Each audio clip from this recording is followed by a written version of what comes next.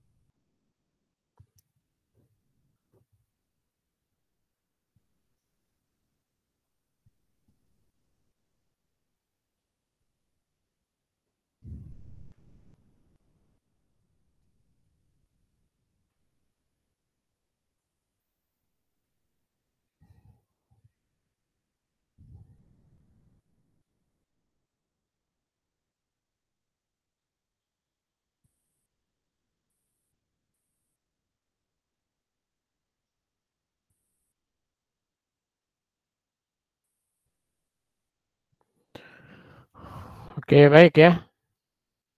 Sudah 21 orang, oke sudah masuk semua ya.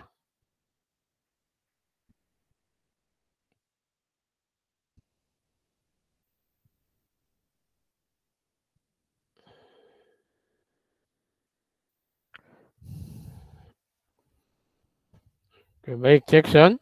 Terdengar suara saya? Terdengar, Pak. Dengar, Pak. Oke, baik. Assalamualaikum warahmatullahi wabarakatuh. Waalaikumsalam warahmatullahi wabarakatuh, Pak. Waalaikumsalam warahmatullahi wabarakatuh. Oke. Anda semua dalam kondisi prima kan? Sehat ya? Oke. Alhamdulillah sehat, Pak. Alhamdulillah sehat, Pak. Oke, ini pertemuan kita terakhir dengan saya karena sudah 4 kali ya. Nah, jadi nanti penilaian kita itu kan sistemnya terminal, artinya gini. Kita mungkin tidak ada UTS sama UAS, tapi sistemnya kita itu nanti saya 4 kali, kemudian nanti dari tugas yang Anda kumpulkan, saya menilai dari situ ya. Dari format proposal yang Anda kirimkan, itu saya harapkan juga itu betul-betul nanti akan proyeksi program penelitian Anda gitu ya. Nah, itu yang akan saya nilai, kemudian nanti kan akan saya bandingkan dengan formatnya Pasca ya, formatnya MIPA. Dan formatnya itu sudah saya kirimkan juga di Google Class ya. Anda bisa cek ya. Kemudian tugasnya juga, periode tugasnya, jadi Anda kumpulkan di Google Class ya, di situ. Saya harapkan nanti paling lambat tanggal 22 November ya. Iya, 22 November ya, paling lambat 22 November. Jadi masih ada waktu sekarang September, Oktober, November, masih ada. Ya nggak tahu, saya lupa. Paling lambat kalau di sini 22 atau berapa ya, udah saya tuliskan. Mudah-mudahan itu ya setelah Anda ujian akhir kayaknya. Sampai ujian akhir mungkin ya, gitu. Ya, gitu. Jadi itu untuk nanti nilainya gitu ya, dari saya, dari Pak Yosep, dari Pak Wiwit, sama dari Pak Yusril nanti ya gitu. Tapi bentuk tugas mereka saya kurang tahu juga ya. Gitu. Oke, dan kemudian juga bentar ya, ingin saya infokan juga bahwa sebetulnya proposal Anda itu nanti metodologi riset.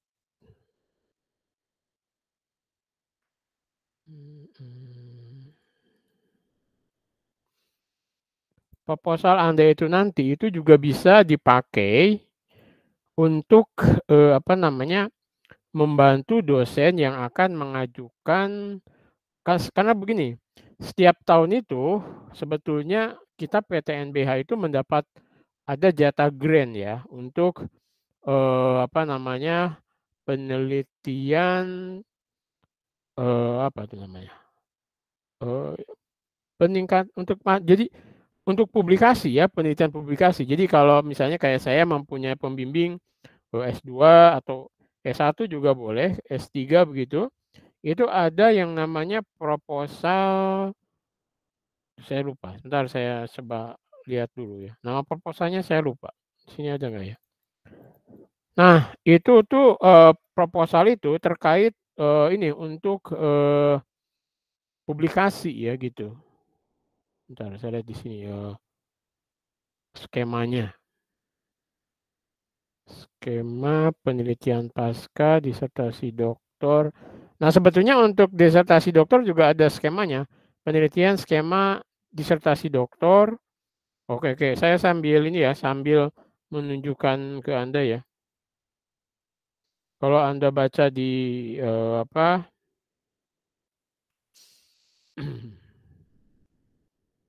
sudah terlihat?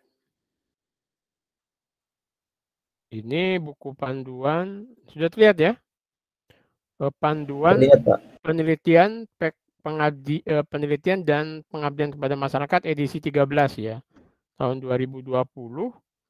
Itu banyak sekali skema penelitian ya, yang tentunya nanti dari proposal Anda itu juga bisa nanti Anda ajukan ke sini gitu. Nanti sedikit ya nanti berbicara dengan calon pembimbing Anda gitu. Oke, nanti ini bla bla bla bla-nya Anda baca sendiri ya. Nanti kita lihat skemanya aja. Nah, jadi ini ada kompetitif ya, nanti ada yang namanya desentralisasi. Nah, kalau kompetitif itu biasanya nasional ya, siapapun boleh gitu. Tapi kalau kompetitif biasanya yang desentralisasi itu biasanya yang PTNBH. Kayak UGM nanti sendiri, ITB sendiri kayak gitu. Nanti kita persaingannya agak lebih ringan gitu karena kalau desentralisasi itu jatah misalnya dari pemerintah ke UGM sekian miliar gitu kan.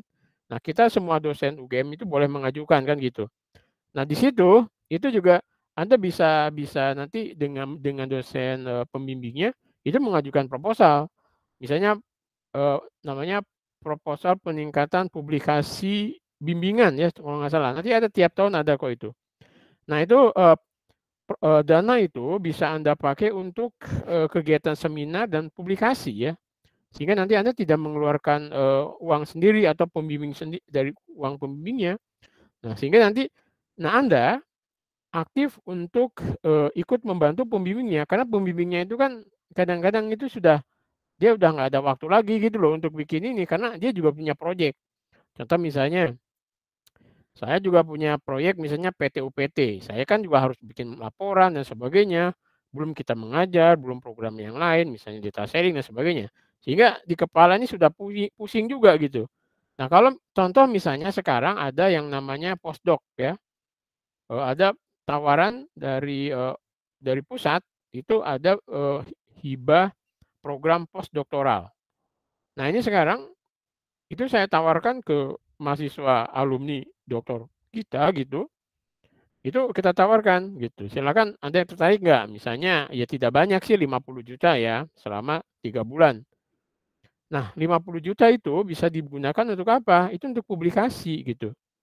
Nah kan kalau dia misalnya sudah riset di tempatnya dia, di institusinya dia, kemudian dia sudah punya bahan untuk publikasi, nah uang yang 50 juta itu bisa dipakai untuk dana, misalnya dana datang ke sini, nginep di sini, terus nanti kita konsultasi, kemudian Anda publikasi kan gitu. Karena publikasi kan kalau di Q2 dan Q1 yang itu open access kan, itu mesti bayar dan bayarnya itu lumayan. Kalau di Elsevier itu bisa sampai 20-an juta. Nah, sehingga biar tidak keluar kocek, maka ya Anda kita mau ngambil tapi silakan misalnya Saya sebagai pembimbingnya gitu, saya hanya nanti tanda tangan, kemudian saya mengisi CV saya, kemudian saya juga mengajukan ke dekan, artinya kita juga ikut gitu. Nah, tapi isi proposalnya Anda sendiri gitu yang mengerjakan. Kenapa? Karena yang lebih tahu Anda sendiri kan gitu. Mau mau publish di mana, terus topiknya apa, kan gitu. Karena kalau udah posto kan masa saya juga yang ngarahin kan gitu. Ya seperti itu. Termasuk untuk yang publikasi juga gitu. Jadi Anda di S2 ini sudah bisa sebetulnya Anda mengajukan ya kan hibah skema pasca kan gini. Nah, skema pasca ini itu tiap tahun ada ya, biasanya di awal tahun ya. Nah, itu Anda bisa baca nanti syarat dan macam. Nanti ada hibah pasca, ada juga nanti tesis magister kan Anda lihat nih, penelitian tesis magister. Nah, Anda sudah bisa sebetulnya. Penelitian itu tidak harus bayar sendiri gitu ya. Tapi Anda mengajukan dana melalui pembimbingnya tentunya. Jadi Anda tidak bisa mengajukan sendiri, nanti coba tolong ya dibaca saja, biasanya lewat pembimbingnya gitu. Tapi yang membuat proposal itu Anda, nanti pembimbingnya yang nge-approve sama yang tadi untuk mencari lembar pengesahan dan sebagainya, itu pembimbingnya gitu. Ya, Anda bisa lihat. Jadi ada penelitian tesis magister, ada penelitian disertasi doktor, ada penelitian pendidikan magister menuju doktor unggul, macam-macam ya. Nah, penelitian pasca doktor. Nah, ini yang penelitian pasca doktor juga bisa sebetulnya. Ini yang kompetitif ya, yang kompetitif. Ini juga untuk nambah CV Anda sebetulnya. Kalau Anda S2 atau S3 kan jelas Anda itu kan ingin menjadi berkarir di dosen kan mestinya. Ya, saya nggak tahu juga kalau Anda setelah S2 mau kerja tidak di dosen juga bisa sih di peneliti dan sebagainya. Tapi dengan Anda sudah terbiasa mengajukan proposal, membuat proposal dan sudah bisa tembus di tingkat kompetitif atau desentralisasi, itu bagus gitu. Artinya pengalaman, ya pengalaman Anda membuat proposal. Jadi tidak melulu bahwa dalam tanda petik ya bahwa proposal itu artinya kita ingin mendapatkan dana. Memang iya kita ingin mendapatkan dana, tapi di samping itu adalah kompetensi yang Anda peroleh, bagaimana Anda sudah terbiasa menyusun proposal yang itu bisa berkompetitif, artinya Anda sudah kompetensi Anda sudah diakui kan gitu, itu intinya. Jadi proposal itu bukan melulu bahwa kita itu uang oriented, malah sekarang itu kan kita tidak boleh sebetulnya, kayak PT-UPT ya, kita dapat kira-kira saya insya Allah dapat kira-kira 500-an juta gitu loh. Itu saya nggak boleh, peneliti dan anggota peneliti tidak boleh ada honornya gitu. Malah honornya itu untuk asisten peneliti dan sebagainya ya gitu. Nah kita itu ya benefit yang kita peroleh apa? Ya kita bisa publikasi internasional, dari situ kita dapat reward dan macam-macam ya gitu. Itu dia sebetulnya ya. Sehingga betul-betul bahwa Anda lihat proposal memang selain tadi ditujukan untuk Anda syarat S2 itu harus penelitian, kemudian juga harus publikasi. Tapi juga tadi untuk agar membantu Anda dalam penelitian dananya ya gitu. Kemudian dana skema penelitian juga macam-macam ya, ada skema penelitian dasar, skema penelitian terapan, ya, kemudian penelitian pengembangan, kemudian dosen muda atau pemula, Anda yang dosen misalnya juga bisa mengajukan ini kan gitu. Nah, yang penting lagi nih, skema penelitian kerjasama antar perguruan tinggi. Nah, sebetulnya ketika Anda ini sekolah, Anda kan dari institusi lain tuh. Nah, selain Anda mendapat beasiswa LPDP misalnya, contohnya Mas Ananta lah ini yang sekarang lagi.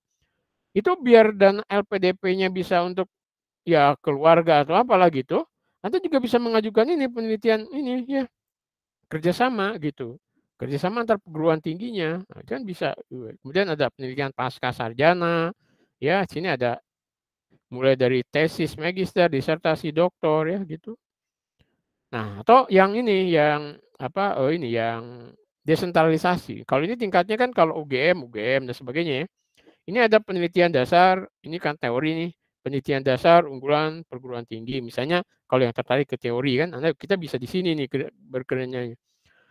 Atau sebetulnya begini, Anda juga kalau memang ya bisa juga membantu dosennya. Kalau dosennya tidak punya project, Anda bisa membuat proposal itu misalnya yang mendukung tesis atau tesis Anda ya gitu. Nah, nanti atas nama dosennya gitu. Nanti dosennya biasanya kan itu kan dosennya itu nggak dapat duitnya itu nggak, tapi dananya itu bisa Anda pakai untuk riset Anda. Nah, risetnya tadi bisa untuk publikasi, bisa untuk pembayaran seminar dan sebagainya ya gitu. Jadi sekarang sebetulnya kalau Anda rajin dan Anda jeli, kesempatan untuk riset, untuk publikasi, untuk seminar itu sudah nggak usah mengeluarkan kocek dari Anda sendiri ya sebetulnya. Contoh misalnya saya awal tahun kemarin bulan April 2021 itu ada sekitar 5 mahasiswa yang saya danai masing-masing lumayan. Saya keluar dana dari PT UPT ya, bukan dari dana saya sendiri ya tentunya. Kalau honor dan sebagainya kan itu untuk keluarga ya. Ini kaitannya dengan dana untuk Anda riset dan sebagainya, itu semua didanain oleh PT UPT gitu. Saya klaimkan ke PT UPT. Sehingga ada 5 orang seminar, masing-masing kan sekitar 5 juta ya, atau ya 2,5 juta lah, masing-masing 2,5 juta. 2,5 juta itu kan lumayan gitu. 2,5 juta itu kan kalau dari kocek Anda sendiri kan ya mengurangi lumayan berapa kali kalau misalnya Anda ingin publikasi di jurnal yang itu Q1 atau Q2 ya. Itu dananya kira-kira 20 juta. Anda bisa bayangkan 20 juta loh. Nah, ya kita mencari dananya dari mana ya? Dari pemerintah aja kan, pemerintah udah nawarin nih. Cuman kadang-kadang ini kita sambut enggak gitu loh. Nah, banyak yang tidak memanfaatkan ini yang aneh sebetulnya. Ya gitu. Ditawarin nggak diterima, tapi ketika mau ini alasannya ngeles ya toh. Wah, ribet SPJ-nya. Saya bilang itu hanya ngeles saja ya. SPJ bisa kita antisipasi lah kayak gitu ya. Jadi di situ ya. Jadi Anda sebagai ini calon dosen muda atau itu ya Anda harus lihat nih, Anda sudah mulai baca-baca nih, apa sih tujuannya, apa sih luarannya, apa kriterianya yang cocok dengan Anda kan seperti itu ya. Ini ada penelitian penugasan nih, kayak gini konsorsium dan sebagainya ya. Ini banyak sekali ya buat kelas riset. Jadi contoh misalnya, saya juga ini mungkin saya sudah kontak-kontak dengan profesor di Jepang. Saya ingin coba nanti skema world class risetnya tahun 2021 kalau sudah skemanya pandeminya udah lumayan mereda ya. Karena ini kan nanti kita mendatangkan profesor dari luar negeri ke sini gitu. Nah, ini dananya untuk mereka, tapi untuk kitanya apa benefit untuk kita? Ya tentunya dengan mendatangkan profesor dari luar negeri ke sini, kita juga suatu saat itu bisa jalan-jalan ke sana, misalnya melalui skema SAMI dan sebagainya gitu loh. Ya kan gitu. Jadi jangan langsung, oh ini kok dananya untuk sana semua. Iya sih, tapi itu dana operasional dan sebagainya itu juga dan publikasi barang kan bisa kita dapatkan gitu ya. Jadi jangan sekali-kali kita berpikir bahwa skema proposal itu ada untuk betul-betul kita mendapatkan dana kayak segitu bukan ya. Tapi itu untuk mendukung riset kita, mendukung pendanaan kita untuk publikasi gitu. Karena sekarang semua dipublikasi ya. Termasuk juga untuk paten dan seterusnya ya. Ini ada riset kemitraan. Nah, termasuk sekarang pengabdian pada masyarakat juga ya. Nah, sekarang banyak loh program pengabdian kepada masyarakat. Anda lihat ya, program kemitraan masyarakat stimulus, macam-macam nih. Pemerintah nih tiap tahun ratusan miliar loh mengeluarkan. Nah, mudah-mudahan itu bisa netas kan. Ya contoh yang sudah netas misalnya Genus ya kan gitu. Yang walaupun yang grup saya juga belum begitu netas. Nah, ciri-ciri netasnya riset aplikasi itu adalah kalau masyarakat sudah menggunakan ya. Nah, kalau saya sudah bertahun-tahun juga. Sudah dari tahun dengan Mas Ananta juga kan gitu. Alat saya gede gitu kan. Nggak nentas-nentas ya, emang nggak nentas gede dan ya kita belum bisa ke sana. Kita masih riset. Ya namanya riset itu kan ya penelitian itu tidak bisa sehari 2 hari kayak sulapan ya. Itu proses panjang gitu loh. Mungkin tidak saya yang menuntaskan, tapi mungkin nanti mungkin mahasiswa saya atau apa yang itu berkreasi kan gitu. Semuanya panjang ya, tidak harus penelitian itu nanti langsung ke hilir, langsung dijual kayak jualan bakso kayak gitu. Enggak ya. Penelitian itu terus berjalan gitu loh. Dan ya kita bisanya di mana gitu kan, kita yang bisa kontribusikan di mana gitu, seperti itu ya.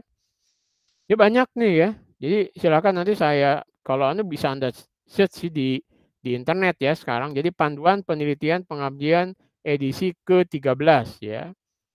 Udah banyak tuh, jadi program kalau Anda tertarik ke produk tentang unggulan daerah dan sebagainya, ini namanya desa binaan dan seterusnya ya. Mungkin juga untuk kita sih kurang begitu ini ya. Ya saya juga nggak tertarik, kenapa? Lah ini kan agak berbeda dengan riset saya kan. Ini pengabdian-pengabdian kayak gini kan biasanya sosial ya, menerapkan Pancasila untuk mungkin masyarakat biar damai gitu kan, tidak ada pembakaran masjid dan sebagainya lah gitu. Barangkali ya, saya belum pernah nih. Tapi kalau PKM-nya kita sih belum pernah yang didanain ya, kita masih PKM yang didanai oleh fakultas ya gitu. Oke itu ya contoh-contoh ini artinya apa yang kita kerjakan membuat proposal yang baik itu, kalau Anda sudah bisa membuat proposal yang baik, Anda nanti bisa mencari dana gitu loh, ya kan? Mencari dana. Nah, kalau Anda mencari dana, proposalnya itu harus disesuaikan dengan format yang pemberi dananya, jangan lupa. Jadi ketika Anda misalnya mau mengajukan ke hibah pasca misalnya, ya kan pasca sarjana, ya Anda baca dulu, jangan Anda bikin sendiri, Anda cemplungke. Ya kalau nggak formatnya bersesuaian untung, kalau nggak kan ditolak langsung, gitu. Ditolak langsung terus tersinggung. Ya nggak gitu juga kan. Artinya kalau kita ditolak itu berarti ada sesuatu yang salah di kita, di proposal kita, kan gitu. Artinya Anda harus introspeksinya ke diri, jangan nyalahin yang pemberi dana ya. Yang pemberi dana kan ya dia berhak menolak kan, kalau tidak sesuai dan sebagainya ya dia tolak. Nah kita nih yang mengajukan, kita harus introspeksi pada diri kita, apa sih yang kurang di proposal kita itu, kan gitu. Nah tapi sekali ditolak jangan sampai kapok ya gitu. Saya juga berkali-kali ditolak gitu kan, ngajuin ditolak, lama-lama diterima juga kan gitu. Oke ya, jadi tidak langsung sekali bikin langsung diterima. Itu kadang-kadang nggak kayak gitu ya. Kita harus ya ketika ditolak itu kita lihat apa sih komen dari reviewer itu yang kurang. Mungkin di pendahuluan kita, kemudian di tujuan kita kurang jelas, luarannya nggak jelas kan gitu. Seperti itu ya kan. Gitu. Oke ya, nanti ini dibaca nih. Untuk Anda sendiri ya gitu. Kemudian saya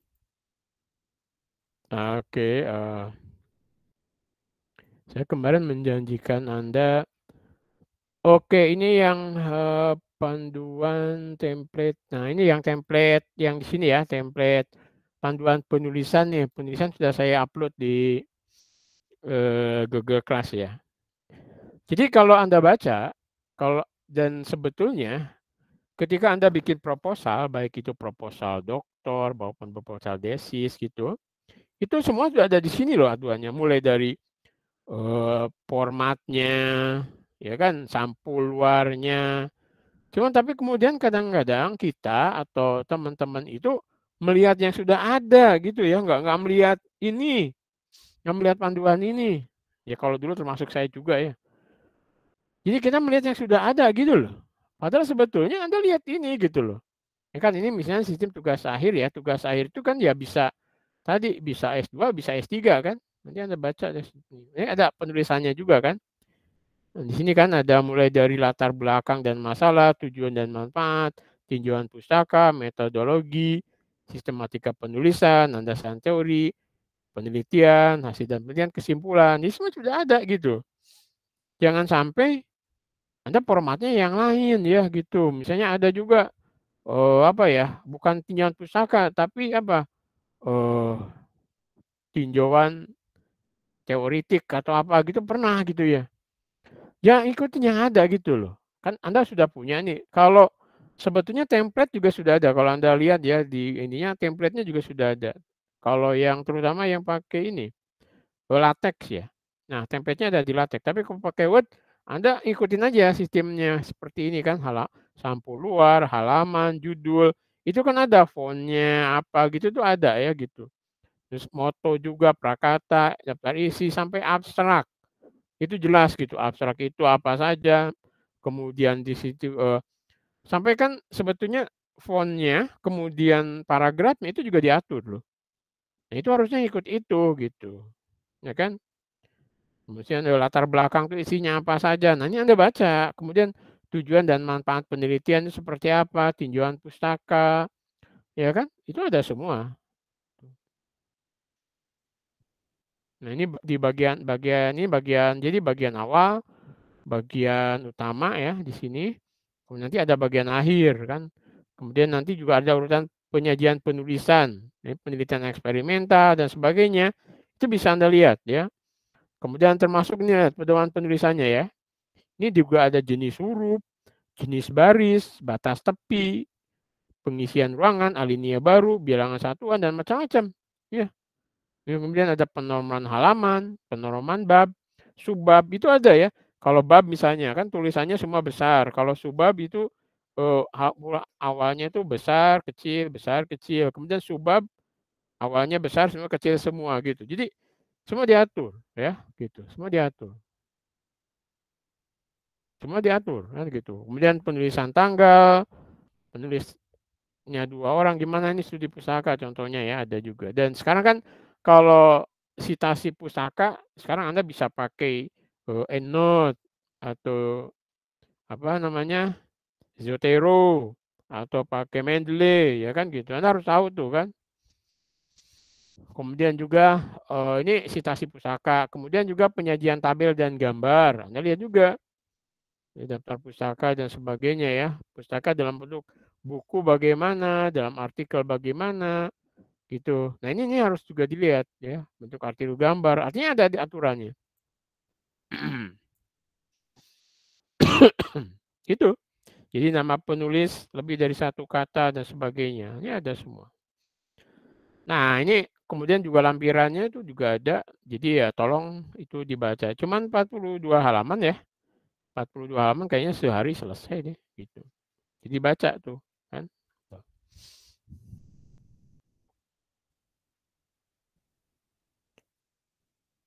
Kemudian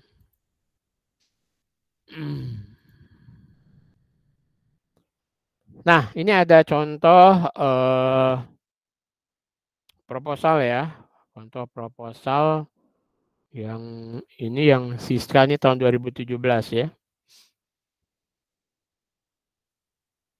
Nah, ini kalau saya lihat ya kadang-kadang juga ini apa namanya beberapa ya ini kan 1,5 ini Anda lihat ya gitu. Jadi ya ini contoh yang ya saya berikan ya ini yang lumayan baik tapi juga saya lihat lagi kalau disinkronkan itu juga kurang pas dengan apa yang diberikan di sana ya.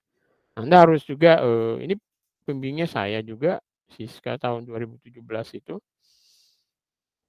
Ya, jadi kita lihat ya di sini ya lihat ya pendahuluan itu ada latar belakang, rumusan masalah, tujuan penelitian, batasan masalah, manfaat penelitian ya.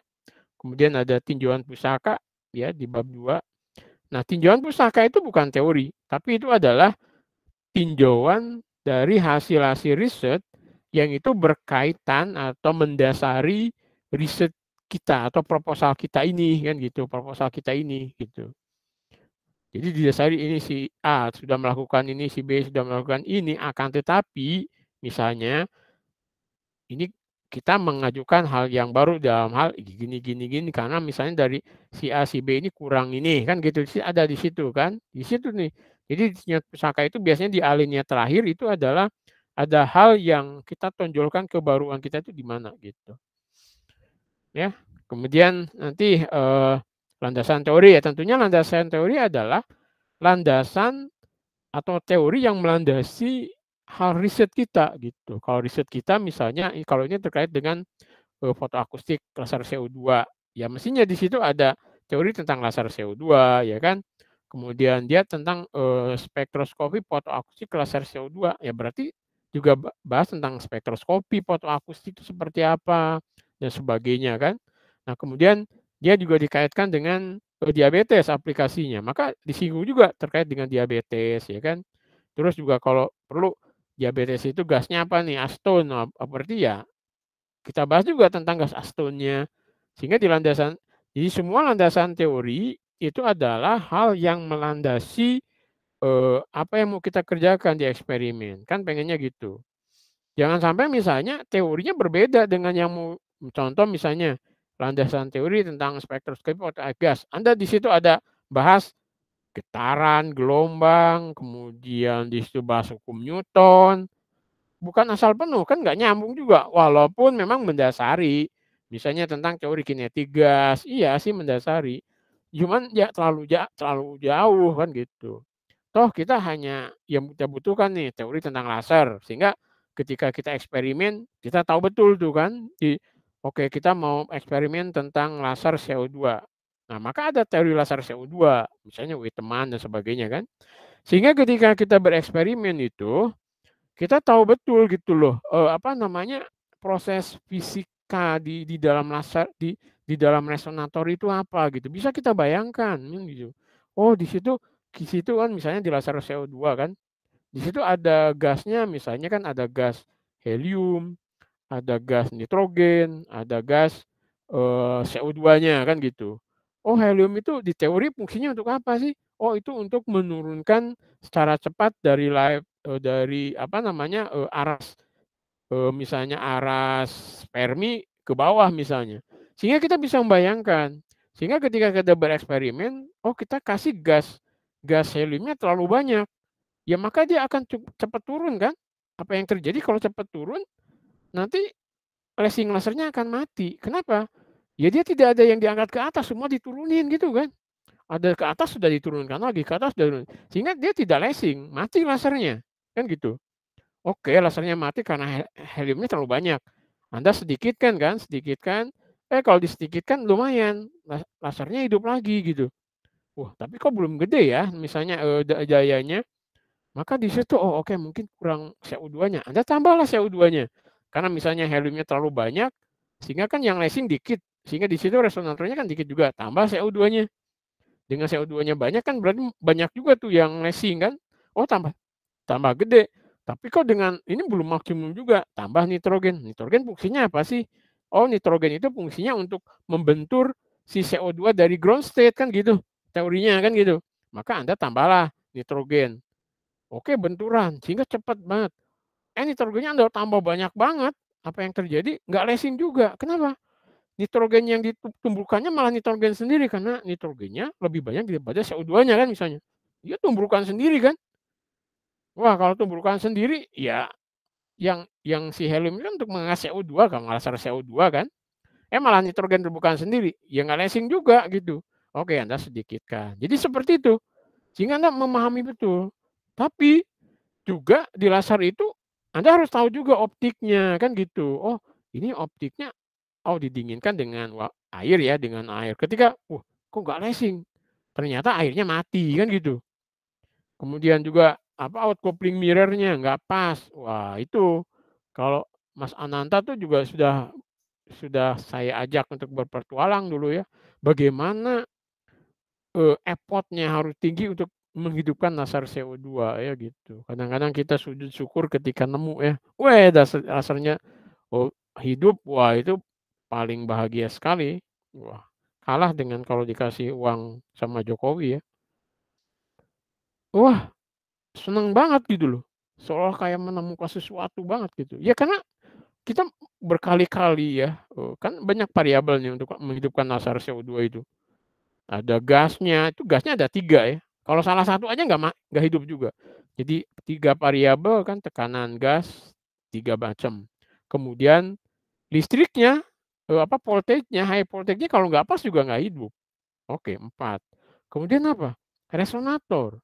Resonator itu apa aja sih? Ada outcoupling, kemudian ada grating. Grating yang mencong dikit nggak hidup juga, 5. Outcoupling yang lurus dikit, 6. Terus kedudukannya 1, 2, 3, 4, 5, 6, 7, 8. Ada 10 komponen variabel yang Anda harus itu match semua gitu. Padahal lasernya nggak kelihatan, bisa dibayangkan.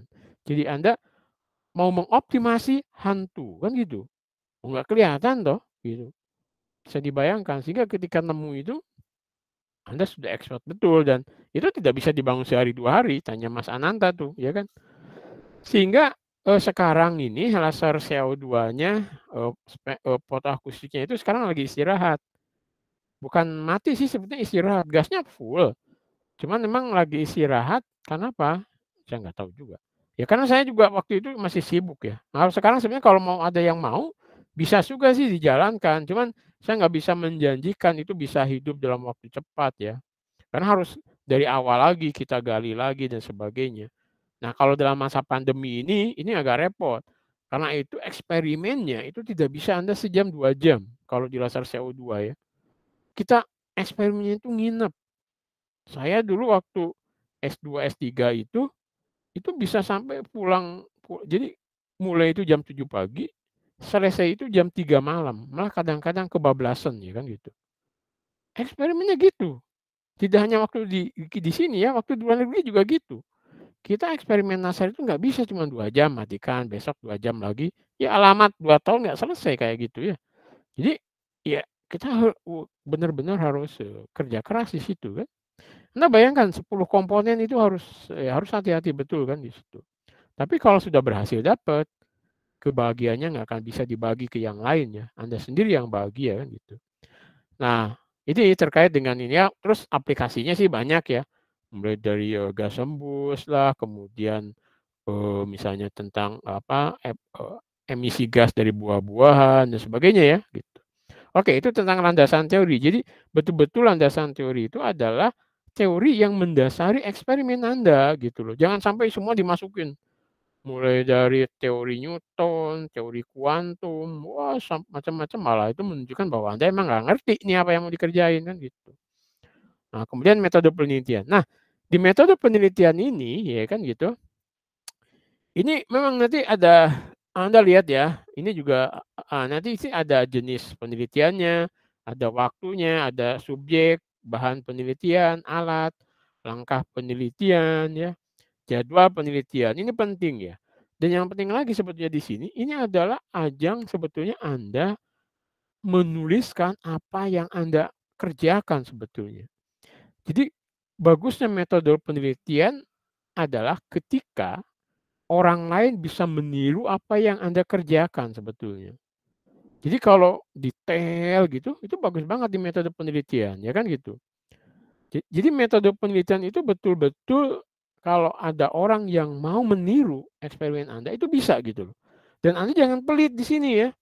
Jangan sampai, aku sembunyikan aja takut ada yang meniru. Nggak sampai kayak gitu kalau dalam, riset itu ya. Kalau ditiru orang malah Anda bersyukur ya. Jadi kalau sampai orang itu meniru dari metode penelitian Anda, berarti Anda sukses ketika Anda menulis metode penelitian gitu. Jangan sampai misalnya Anda juga jahil misalnya, Anda misalnya ini kocokannya ini 36 kocokan, Anda tulis 31 kocokan, kemudian suhunya seharusnya 30 derajat, Anda tulis 35 derajat, biar nanti kalau orang ini nggak sukses. Nah itu nggak boleh ya. Nah di situ Anda dituntut untuk apa? Ya tadi untuk bertanggung jawab, untuk jujur, bertanggung jawab ya gitu. Di situ di metode penelitian ini ya gitu. Data yang ada dan sebagainya. Setelah itu kan daftar pustaka. Nah ingat ya, daftar pustaka itu adalah betul-betul yang Anda acu di batang tubuh ini. Ya. Jadi misalnya di landasan teori dan tinjauan pustaka gitu ya. Jadi di tinjauan pustaka, di landasan teori itu kan ada daftar pustaka tuh yang Anda acu kan. Nah itu harus betul-betul dituliskan di sini kan, di daftar pustaka ini. Dan apa yang ada di daftar pustaka itu ada di sini gitu. Nah kalau kadang-kadang teman-teman itu kan daftar pustakanya itu banyak banget gitu loh. Sampai berhalaman-halaman, tapi di sininya nggak ada gitu loh. Nggak ngerti gimana ceritanya ya gitu. Atau yang di sini ada, di sini nggak ada gitu. Nah, yang lebih ngaco lagi kadang-kadang misalnya di sini nih ya, di tinjauan pustaka Mitra Rayana 2017. Di sininya Mitra Rayana 2020. Lah orang mau ngecek gimana ceritanya kan gitu. Itu dia gitu. Kemudian lampiran ini isinya tadi misalnya kalau ada foto-foto ya kan. Jadi intinya ketika apalagi proposal penelitian itu harus jelas betul ya. jelas betul tujuan itu apa. Jadi Anda yang mau capai itu apa, kemudian batas masalahnya itu apa, gitu ya. Rumusan masalah kan, rumusan masalah itu berasal dari latar belakang, kan gitu. Jangan sampai ada latar belakang itu isinya, kenapa sih Anda penelitian kan gitu. Anda ceritain nih alasan, misalnya beberapa rumusan masalah itu merumuskan dari latar belakang, jangan sampai latar belakang nggak men-state apa-apa di latar belakang, tiba-tiba rumusan masalahnya muncul gitu, kan aneh lagi juga.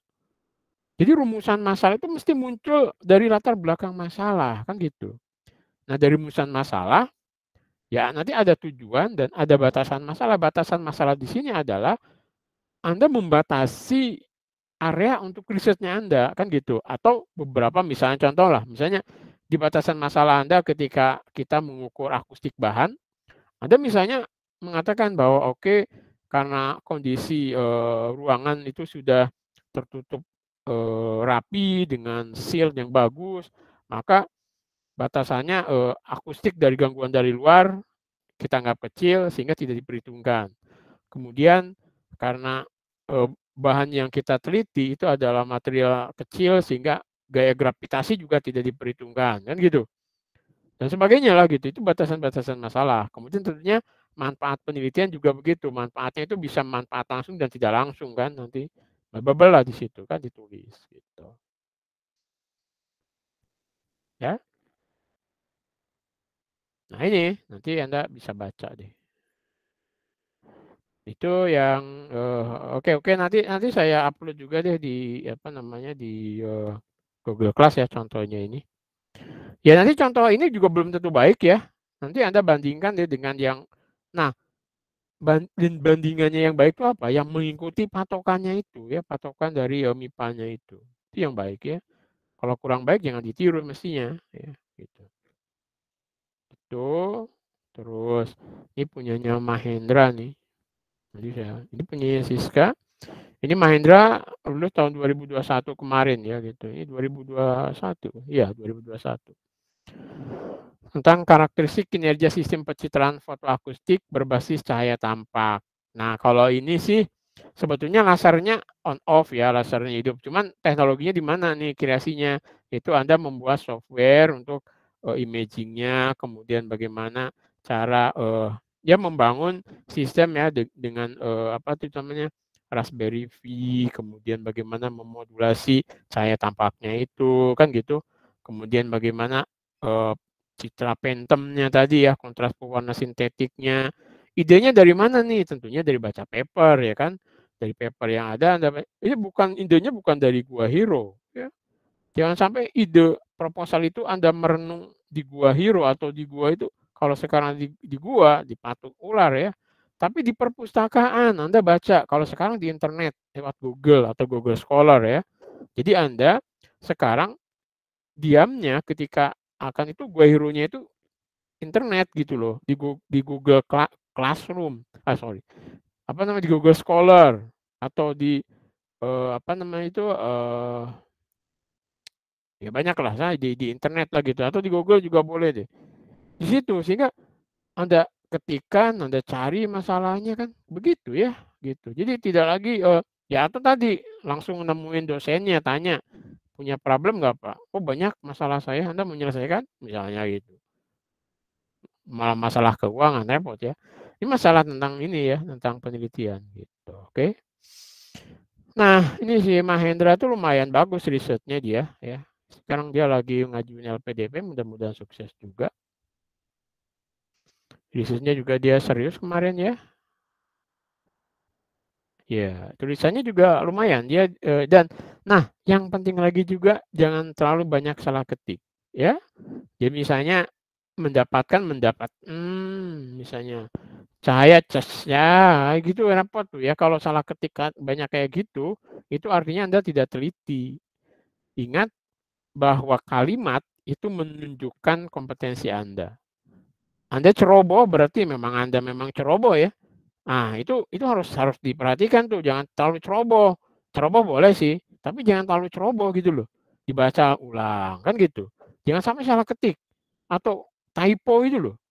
Cahaya misalnya gitu itu membuat apa namanya, si penilai proposal itu mangkel ya. Kalau Anda minta dana, tapi banyak salah ketik, dicoret dari awal ya. Jadi judulnya nggak menarik, salah ketik pula. Ya sudah kan, ini orang mau dapat dana atau mau apa kan gitu. Ya, kayak gitu. Nah kan tinjauan pusaka ini kan, ya tentang ini ya, apa yang sudah orang kerjakan ya kan gitu, sampai nanti di sini di terakhir. Nah di sini ada bab apa nih kan, ini tak lain ditujukan mengaku keberadaan nilai ini dalam bahan kontras pewarna. Nah, jadi apa yang belum orang lakukan, Anda mau ngerjain apa kan gitu. Nah, dasar teori ya kan, macam-macam lah gitu dibahas. Oke begitu. Ini saya sebentar lagi akan ada kegiatan data sharing ini dengan, ada yang dari Padang Sidumpuan di sini? Halo? Halo, halo? Nggak ada, Pak. Nggak ada ya? Itu Sumatera Utara ya, Pak? Apa? Sumatera Utara ya, Pak, Padang Sidumpuan. Iya, Sumatera Utara, Padang Sidumpuan. Ini saya akan ada dengan Padang Sidumpuan 12:30, jadi mungkin kuliahnya kita dipercepat ini ya. Tapi intinya gitu, saya sudah memberikan Anda patokan untuk bikin proposalnya kan, panduannya. Anda berpegang pada panduan itu, ikutin saja, Anda teliti, nanti kita bandingkan dengan itu ya. Jadi melihat apa namanya proposal itu tidak melihat yang sudah ada, tapi sebetulnya Anda lihat panduannya. Yang sudah ada tuh contohnya kayak gitu memang, tapi habis itu belum tentu betul ya. Jadi yang betul itu adalah panduan dari si institusi gitu. Panduannya kayak apa ya? Anda ikuti mulai dari bagaimana menulis referensi kalau dari buku, dari ini dan macam-macam ya gitu. Oke. Ada yang mau tanya lagi? Saya Pak mau tanya Pak. Iya silakan. Untuk yang bagian tinjauan pustaka itu, riset yang ditinjau itu ada maksimal berapa tahun terakhir Pak? Nah kalau bisa update Mas. Kalau Anda semakin baru, bagus itu berarti riset Anda update kan. Misalnya ya 3 tahun terakhir lah gitu kan. Kalau Ban PT itu selalu update-nya 3 tahun terakhir. Kalau bisa ya tahun 2021 ini sudah Anda baca juga kan gitu. Sehingga riset Anda kan di tahun 2021 nih.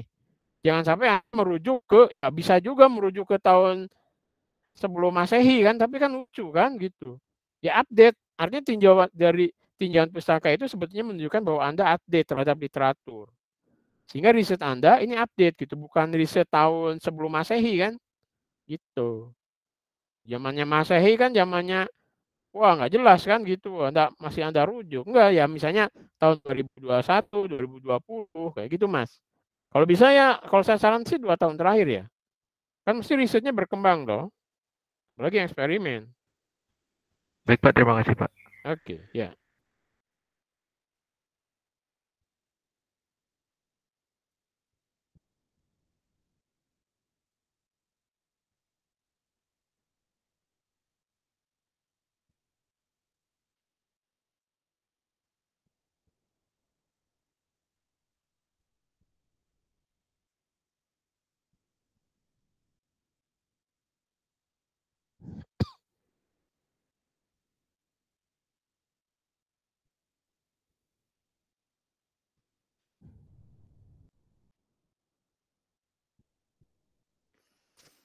Oke, ada lagi yang lain? Oke, kalau tidak ada, terima kasih ya. Saya tunggu proposal Anda ya. Gitu. Jangan sampai terlambat ya dari yang jadwal yang sudah saya berikan ya. Lebih cepat lebih bagus.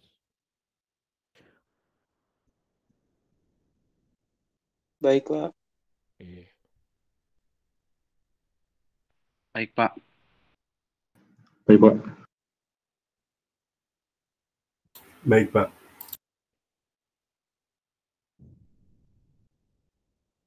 Oke, baik. Terima kasih. Saya tutup. Assalamualaikum warahmatullahi wabarakatuh. Waalaikumsalam. Waalaikumsalam warahmatullahi wabarakatuh. Terima kasih, Pak. Waalaikumsalam Pak. Terima kasih, Pak. Terima kasih, Pak. Ya, ya. Izin live ya Pak ya. Oke, ya.